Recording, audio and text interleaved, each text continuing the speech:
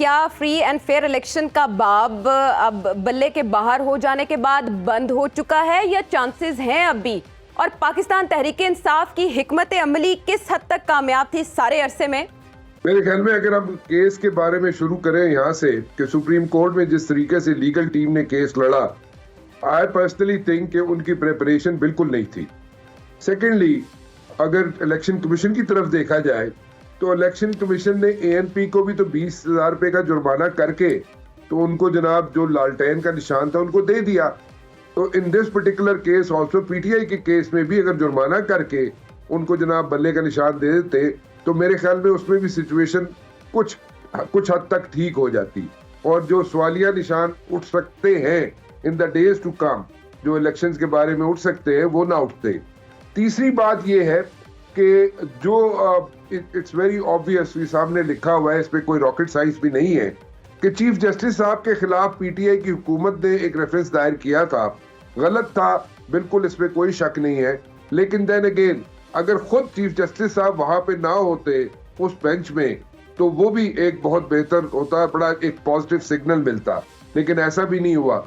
लेकिन अब आगे जो देखा जाए कि आगे हिकमत अमली आप पूछ रही है क्या होगी पीटीआई की, आई पर्सनली थिंक कि उनके लिए कोई अच्छी इन्वायरमेंट नहीं है।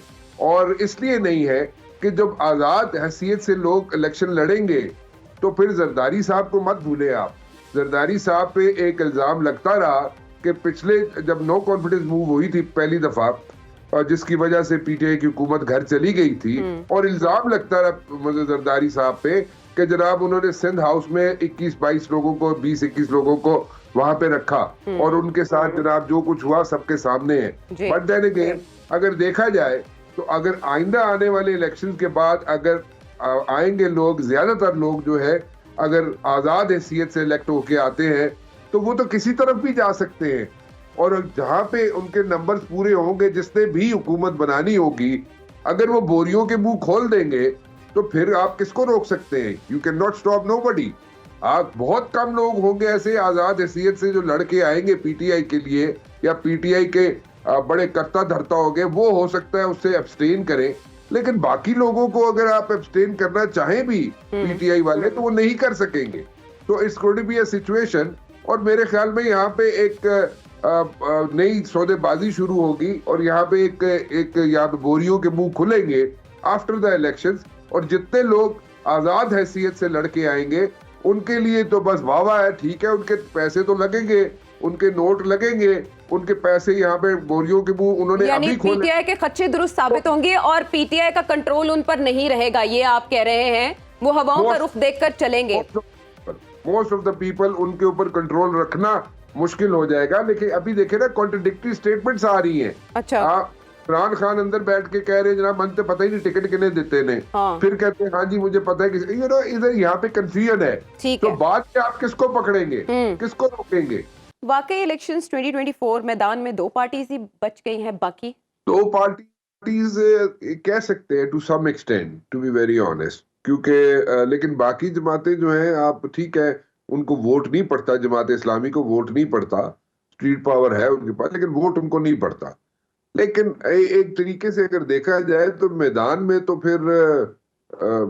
फिर इसी तरह ही है कि गलियां उजड़ सुनिया तो फिर मिर्जा यार फिर कुछ इस तरह ही है ना, कुछ पता नहीं, मुझे नहीं पता। एंटी नून लीग वोट पहले पीटीआई को जाता था, अब वो क्या बिलावल भुट्टो जरदारी साहब की झोली में गिरेगा?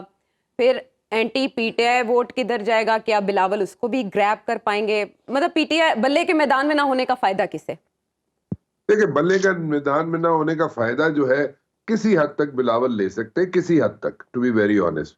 लेकिन अगर ये कहा जाए कि कंप्लीटली बिलावल उसको कैश कर लेंगे मेरा नहीं ख्याल, क्योंकि ठीक है लोग हो सकता है एब्सटेन करें, क्योंकि बाद में जैसे मैं आपको सिनेरियो भी बता रहा था, पेंट कर रहा था कि हो सकता है आफ्टर द इलेक्शंस इन लोगों को कंट्रोल करना तो मुश्किल होगा ना, जो आजाद हैसियत से लड़ रहे हैं या वो तकरीरों में कह रहे हैं जनाब कि हम लोग जनाब हम बड़ी इज्जत करते हैं इमरान खान की और हम जनाब उनकी पॉलिसी की और उसके साथ बड़ी ज्यादती हो रही है।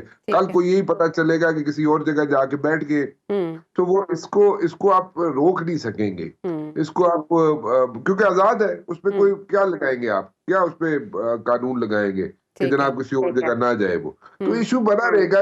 मेरा नहीं ख्याल कि पीटीआई के लिए कोई इतनी अच्छी इन्वायरमेंट है।